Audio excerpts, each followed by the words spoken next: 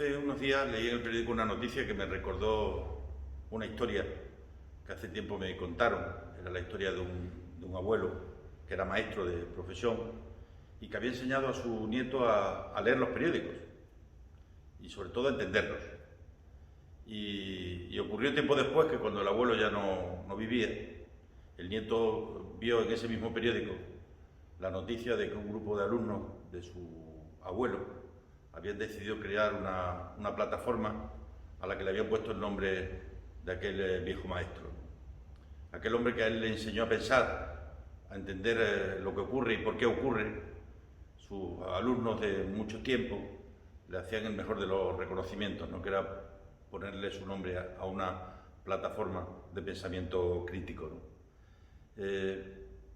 Echaremos de menos a los abuelos siempre, pero especialmente estas Navidades. En primer lugar, a todos los que se han ido, a todas las que se han ido. En segundo lugar, a todos los que estando presentes no van a poder compartir con sus hijos y con sus nietos como lo habían hecho hasta ahora estos días de Navidad, que debemos intentar que vuelvan a ser días felices de Navidad. Probablemente nos faltarán las pequeñas cosas de cada día que son las que nos hacen y las que le dan sentido precisamente a estos días, ¿no? El poder abrazar, el poder compartir, el poder tomar chocolate juntos, el poder hacer una cena un poco especial, ¿no? Pero tenemos que ser conscientes que es lo que toca en estos momentos para salvaguardar la vida de la gente, fundamentalmente la de nuestros padres y la de nuestros abuelos.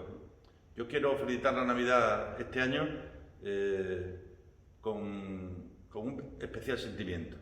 Probablemente nunca como este año tengo ganas de deciros lo mucho que os quiero, lo mucho que os deseo, que podáis pasar una feliz Navidad, que podáis encontrarle sentido a cosas que nos cuestan mucho a veces entender y comprender, ¿no?